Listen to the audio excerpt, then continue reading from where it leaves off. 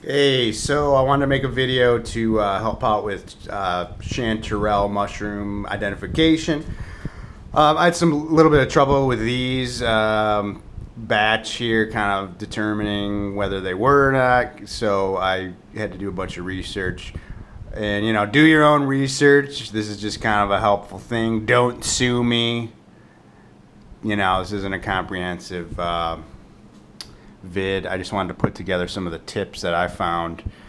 These got kind of thrashed because I was doing some mountain biking. I grabbed them and put them in a bag, so they're kind of screwed up. But they'll still be tasty. I already ate a bunch, actually. So one of the main things, there's a something that looks like somewhat like a chanterelle. It's called a jack-o'-lantern. And the main difference with those, from my understanding, is the flesh is actually orange, or way more, orange yellow. This is actually white, like you can see when so that's something to look for a chanterelle. The main thing with these is the smell. Like, you smell these, and they're extremely fruity smelling, and they actually smell like apricots.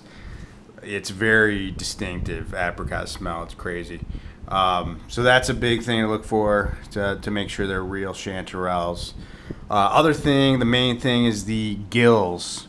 So chanterelles, from my understanding, have just like a primitive gills structure. They don't actually have real gills. A lot of times, in a lot of the pictures I was looking at least, the chanterelles it was almost like a veiny structure. So these don't. These have what look like more like gills, actually, but they're actually not when you start looking closer at it. Like, I broke this one apart.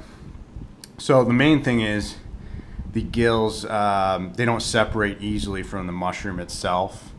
So you can see if you actually break this, it's actually part of the mushroom. It doesn't really separate. You can't like pull those off like you can normal gills. So that's one way to look at it. And then a lot of these have like cross structures going from the so-called gills to each other, like you see there. Those little, like, almost look like veins. So that's how you can kind of tell they aren't actual gills. So I don't know, those are some of the little tips that I thought I'd put together in a vid. That's about it. Hopefully it's helpful.